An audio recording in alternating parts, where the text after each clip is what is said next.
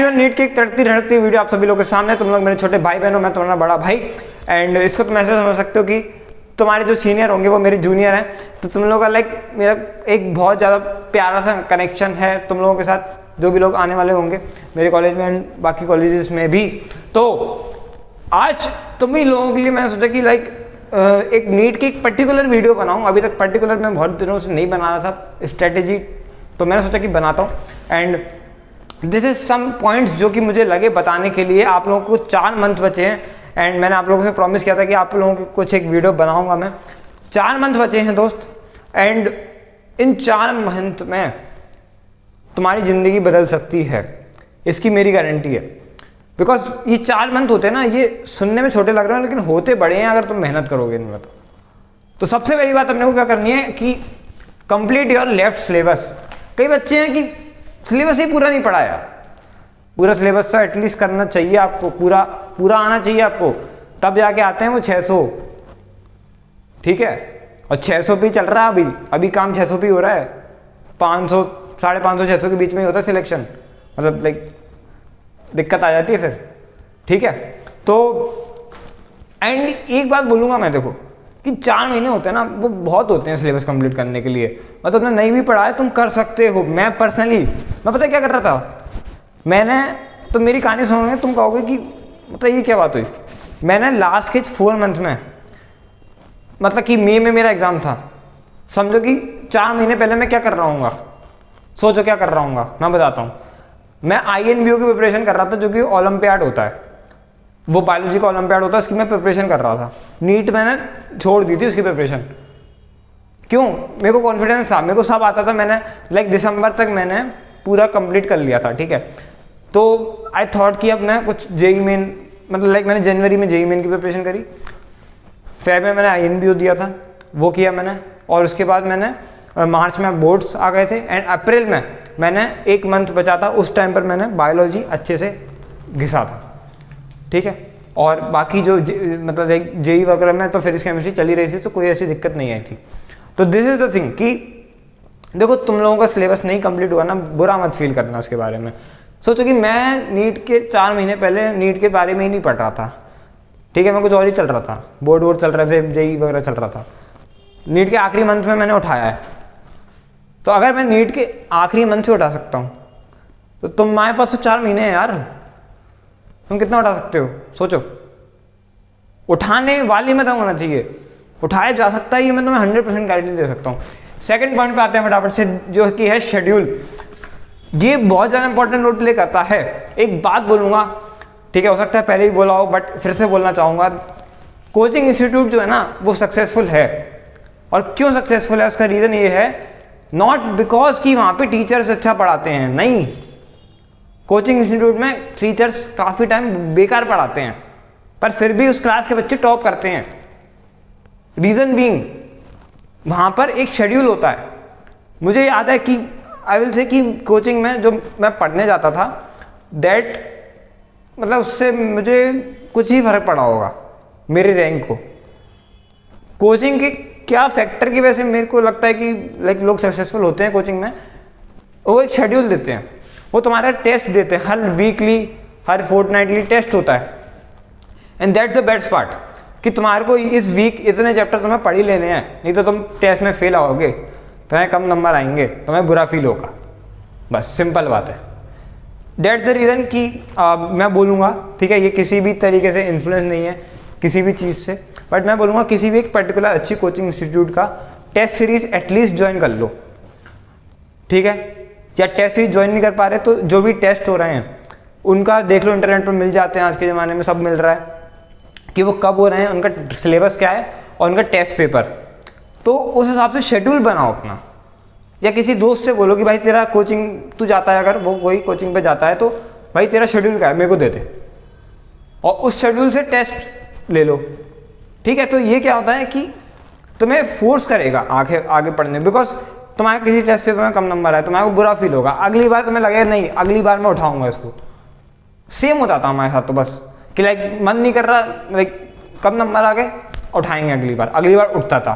फिर क्या होता था, उठने के बाद फिर गिर जाता था कि अच्छे नंबर आ गए, तो फिर ऐसा ओवर कॉन्फिडेंस हो जाता था, फिर गिरते थे फिर उठते थे, फिर गिरते, यही चीज़ होती थी। और ये चीज़ ने कंसिस्टेंसी बनाए रखी, लाइक एक लेवल बनाया रखा हमारा, गिरने नहीं दिया। जबकि MBBS में अगर तुम बोलोगे ना, MBBS में क्या होता है कि कोई सिलेबस ऐसा वो नहीं होता, ऐसा शेड्यूल नहीं होता ना, तो बच्चे साल भर पढ़ते नहीं हैं, आखिर के महीनों में पढ़ के पास होते हैं। दिस इज द रीज़न, क्योंकि MBBS में कोई ऐसा वो नहीं है। अगर MBBS में भी अच्छे से होने लगे और रैंक निकलने लगे और उससे मान लो कुछ गिफ्ट दे दें, कुछ ऐसा भी हो, कुछ भी हो, ठीक है, या केवल रैंक ही निकलने लगे, तो लोग पढ़ने लगेंगे कि भाई अब मेरी रैंक कम आई है, उसका मतलब कि मैं लैग कर रहा हूँ, तो फिर आगे फिर पढ़ते हैं ज़्यादा। तो दैट्स द थिंग, ठीक है। थर्ड पॉइंट पे आते हैं, फोकस ऑन बायोलॉजी। एक बात बोलूँगा यार दोस्त, समझना, 4 महीने हैं, ठीक है। फिजिक्स केमिस्ट्री एक ऐसे सब्जेक्ट हैं जो कि अगर आपके कॉन्सेप्ट नहीं बने हैं, आप आखिर में नहीं कर सकते, दिक्कत आ जाती है, क्योंकि मेहनत उसमें करनी पड़ती है। फिजिक्स केमिस्ट्री वो वाला सब्जेक्ट नहीं है कि भाई आखिर में पढ़ के निकल लिए हो जाएगा काम। साल भर पढ़ना पड़ता है, समझ के पढ़ना पड़ता है। अगर वो चीज़ आपने नहीं करी है तो फिजिक्स में नंबर बढ़ाना मुश्किल है, केमिस्ट्री में नंबर बढ़ाना मुश्किल है। स्पेशली मैं फिजिकल केमिस्ट्री की यहाँ पर बात कर रहा हूँ। ऑर्गेनिक इनऑर्गेनिक फिर भी एक टाइप ऑफ रट्टाफिकेशन हो जाता है, तो वहाँ पर आप आराम से बढ़ा सकते हैं, लेकिन इधर दिक्कत आती है। दैट्स वाई बायोलॉजी पर फोकस करो। बायोलॉजी का अगर सिलेबस कंप्लीट नहीं हुआ है, सबसे पहले उसको करो। देखो, आई हैव सीन जितने भी लाइक एक एवरेज पढ़ने वाले बच्चे होते हैं, उनके एटलीस्ट 250 तो आ ही जाते हैं बायोलॉजी में, 200 to 250 आ जाते हैं।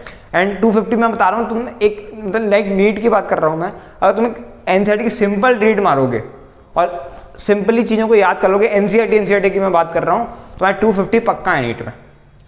अब ना 250 से 300 वाले बच्चे में क्या फ़र्क है, और 250 से 350 वाले बच्चे में क्या फ़र्क है? मेरे में क्या फ़र्क था कि 345 आए थे? कुछ ऐसा फ़र्क नहीं है कि हमको कुछ ज़्यादा पढ़ लेते हैं, लाइक NCERT से ज़्यादा पढ़ लेते हैं, नहीं। उस NCERT में ही वो 100 क्वेश्चन, वो 100 नंबर छुपे हुए हैं।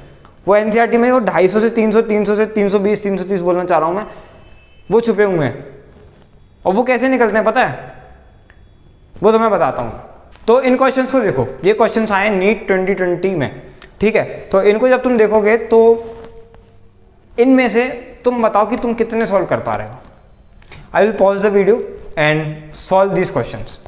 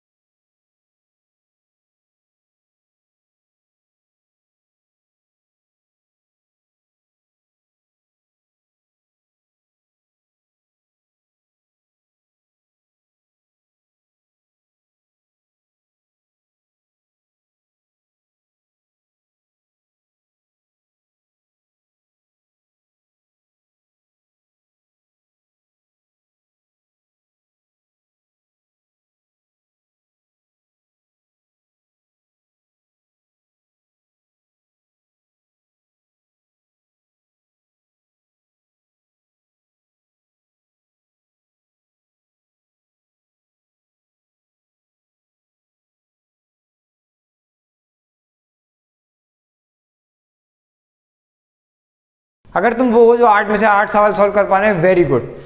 बट अगर तुम वो हो ना कि यार कि एक भी नहीं हुआ, एक ही हुआ, 2 ही हुए, समझ में आ रही बात? NCERT के सवाल हैं और ये कैसे निकले, यही फर्क पैदा करते हैं। ये 250 से 300, 300 से 350, जो ये जो फर्क है ना, ये यही पैदा करते हैं। ये बीच बीच में से आ जाते हैं, NCERT के एक लाइन में से आ जाते हैं, कहीं से भी पूछ लेंगे। और that's the reason I always talk about biohack, ठीक है। बायोहैक के बारे में शायद आप लोग जानते होंगे, ठीक है। एक वीडियो है, अगर नहीं पता तो जरूर जा करके देखना। सबसे मोस्ट रिवॉल्यूशनरी टेक्निक है बायोलॉजी को पढ़ने के लिए, ठीक है, जो अवेलेबल है इंटरनेट पर। एंड दूसरी बात, अब क्या होता है कि बायोहैक एक ऐसी चीज़ है कि अगर हम डिस्कशन करें, लाइक बायो भी एक ऐसा सब्जेक्ट है कि डिस्कशन से ज़्यादा मज़ा आता है। एंड सिमिलरली मैंने डिसाइड किया आप लोगों के लिए कि मैं अब से जितने भी ऐसे लोग हैं कि भाई डिस्कशन नहीं कर पाते, बहुत सारे बच्चे आते हैं कमेंट सेक्शन में, ये हमारे कोई दोस्त नहीं है डिस्कशन नहीं कर पाते, मैं तुम्हारे साथ डिस्कशन करूँगा, ठीक है। कैसे करूँगा, मैं क्लासेस लेने वाला हूँ अनअकैडमी पर, यहाँ पर कि मैं जो बायो हैक है उनको डिस्कस करूँगा तुम्हारे साथ। सो तुम्हारे पास एक पार्टनर हो जाएगा स्टडी के लिए, तुम्हारा एक एक चैप्टर ऐसा करवा दूंगा ना, तुम्हारा 250 से तुम्हें पता नहीं चलेगा 300, 320, 330 कहाँ तक पहुँच गए, पता नहीं चलेगा एकदम से, ठीक है। कोशिश करूँगा सारे चैप्टर्स को एक बार अच्छे से, एक एक पॉइंट एनसीईआरटी का छूटेगा नहीं, एक एक पॉइंट छूटेगा नहीं। जैसे ये 7 मिलियन है, ठीक है, ये वॉन बेयर वाला जो था, ये वाला सवाल अपेंडिक्स में दिया एनसीईआरटी के, पढ़ी नहीं होगी अपेंडिक्स, ये फर्क पड़ जाता है, बस यही फर्क पड़ जाता है। तो इसी को कवर करेंगे। और अनअकैडमी पर क्लासेस होंगी, मैं आपको बता दूंगा 1 तारीख से चालू हो जाएंगी, 1 मार्च से। तो अनअकैडमी पर जाकर के फॉलो कर लेना अगर नोटिफिकेशन चाहिए तो। और बाकी मैं इस चैनल पर एक बार फिर से बता दूंगा कि कैसे वो क्लासेस हो रही होंगी। मेनली हम बायो डिस्कस करेंगे, ये चीज़ थी। इसके बाद सॉल्व प्रीवियस 10 ईयर, अब ये तो करना ही करना है भाई, ये तो अगर छोड़ देना भाई दिक्कत हो जाएगी, बिकॉज प्रीवियस ईयर से क्वेश्चंस आते हैं, ठीक है, पिछले साल से पूछ लेते हैं लोग। एंड दूसरी बात, आपकी सेटिंग 3 घंटे की, जिसमें आप एक एल्गोरिथम से क्वेश्चन सॉल्व कर रहे होगे कि भाई आपको पहले अगर बायोलॉजी आप करते हो तो पहले बायोलॉजी किया, उसको इतना टाइम दिया, फिर इसको इतना दिया, केमिस्ट्री को इतना, जितना आप करते आए हो, ठीक है। तो वो चीज़ अब आप जब रेगुलर बार बार करना बहुत ज़्यादा ज़रूरी है, तो ये तो करना ही है। बाकी अलग से टेस्ट पेपर भी लगाने हैं, मॉक टेस्ट, लेकिन वो आखिर में लगाएंगे हम लास्ट के 1 मंथ में। अभी हम मॉक टेस्ट लगा सकते हैं, कोई दिक्कत नहीं है, लेकिन आपका अगर सिलेबस कंप्लीट है तभी। सिलेबस कंप्लीट नहीं है, मॉक टेस्ट लगाने मत जाना दोस्त। जर्नल के अगर होना है यार, पूरा सिलेबस करना, और तुम कर सकते हो, आराम से कर सकते हो। इसके बाद do proper exercise and eat healthy food. अब इसको तुम लोग लाइक इग्नोर कर दो, भाई दूसरे पॉइंट पर आओ, ये क्या है, तो होता रहता है, तो नहीं होता रहता। तुम्हें पता नहीं चलेगा कि तुम लाइक कहाँ पे लैग कर रहे हो, तुम्हें समझ में नहीं आएगा। तुम पढ़ भी रहे हो, सब कुछ हो रहा है, लेकिन यार तुम्हें नंबर नहीं आ रहे, क्या दिक्कत हो रही है, ये दिक्कत हो रही है। एक्सरसाइज तुम कर नहीं रहे हो, तुम्हें वही नहीं पता कि लाइक वो कंसंट्रेशन वाली चीज़ क्या होती है। एक्सरसाइज के बाद जब तुम पढ़ोगे तब तुम्हें पता चलेगा अरे यार ये होता है कंसंट्रेशन, तो हमने तो पता ही समझ भी, हमें पता ही नहीं था कंसंट्रेशन एक्चुअली में क्या मीन करता है। दूसरी बात, हेल्दी ईटिंग, भाई इसके बिना काम नहीं चलता। तुम अगर ऐसा कुछ खा रहे, तला भला सब ऐसे खाओगे, तुम्हारा पेट खराब रहेगा, तुम्हारा दिमाग खराब रहेगा, तुम कैसे कैसे कैसे करोगे। हेल्दी माइंड रिसाइड है ना, हेल्दी बॉडी, ये जितना ज़्यादा ऐसा ज्ञान वाली बात लगती है ना, उतना ज़्यादा सच भी है। तो इसलिए इसको अप्लाई करो प्लीज़ एंड प्लीज़, ठीक है। मैं पर्सनली इतना खाता था हेल्दी कि मेरा कोई दिक्कत ही नहीं आती थी, मतलब मैं ऑल टाइम हेल्दी रहता था।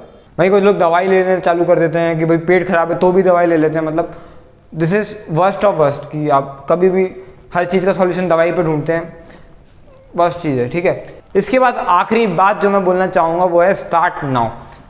इस वीडियो के नीचे तुम्हें कुछ ऐसी वीडियो दिख रही होंगी, मन कर रहा होगा यार इनको देख लेते हैं, अरे ये अच्छा है, ये सीरीज़ अच्छी लग रही है यार, ये क्या जोक मारा इसने यार, ये देखते हैं, 1 मिनट का ही तो है, शॉर्ट वीडियो देख लेते हैं।